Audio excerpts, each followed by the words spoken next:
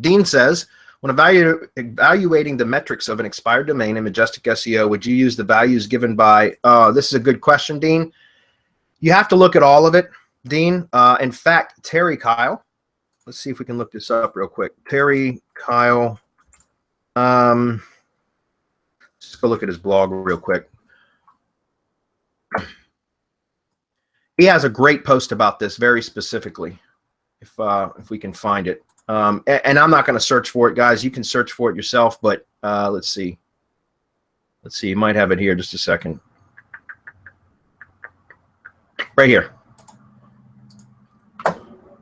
Well, no, that's not it. This is a different one. This is a different post. Anyways, go search on Terry Kyle's blog. It's blog.terrykyle.com, guys. Go search on the blog. Go look through his blog post. It's somewhat of a recent post within the last 2 or 3 months. But he talks very specifically about that, about how whenever you're looking at a domain, especially a domain that you're going to purchase that has expired or whatever, and you're looking at it Majestic, you got to look at all versions of the domain, which sucks. It's really stupid. I wish there was some sort of mean or average that they could come up with, that Majestic could come up with for all the different variations, because it's going to be different, guys, if you're using SSL or not. So in other words, HTTP or HTTPS.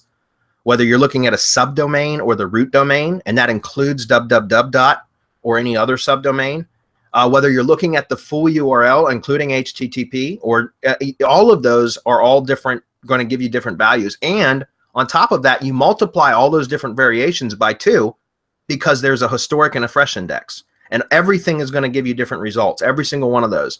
So it ends up that you end up with, like, I don't know, 10 or 12 different metric values from Majestic for every single domain that you look at. So it's incredibly irritating, but you have to look at all of them and then make the determination. Typically what I do, and again, I off the top of my head, I think the best version to look at is just the root domain, domain.com in this case. Like if you were going to have a final say, that would be the one that I would think you would be the best. But again, I'd have to reference Terry Kyle's blog post to get specific on that again. And so I'm not going to find it for you guys. Just go to his blog and look for it. It's a great post, and he talks about that in detail. Any comments, guys?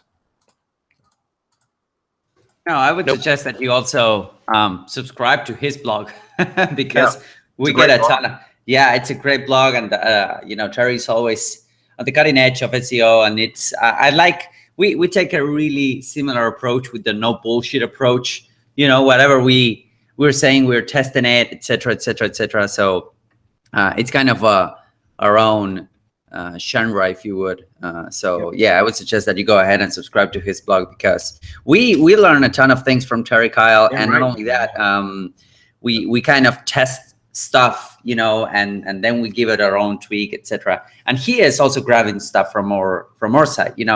I talk from time to time with Terry Kyle via Skype, and he would tell me that he saw one post or whatever from Semantic Mastery, and he thought it was really interesting. So it's a two-way interaction. So you guys can get a ton of value from his blog as well. So.